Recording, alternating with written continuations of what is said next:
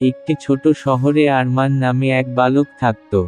সে সব সময় সত্য কথা বলতো, কিন্তু তার বন্ধুরা তাকে প্রায়ই ঠাট্টা করত। সত্য বললে কেউ তোমাকে পাত্তা দেবে না, চালাকি শিখো। একদিন শহরের মেলা বসল।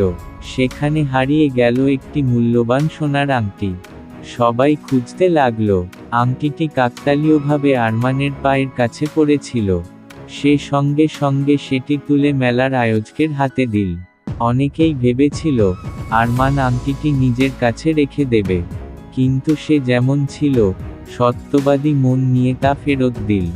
আয়োজক খুশি হয়ে তাকে পুরস্কার দিলেন এবং সবার সামনে বললেন, এই ছেলেটি আমাদের শেখালো, সত্য ও সততাই মানুষের সবচেয়ে বড় গুণ। বন্ধুরা, এর থেকে আমরা কি শিখতে পারলাম? মিথ্যা দিয়ে হয়তো সাময়িক লাভ হয়, কিন্তু স্থায়ী সম্মান আসে শুধু সত্য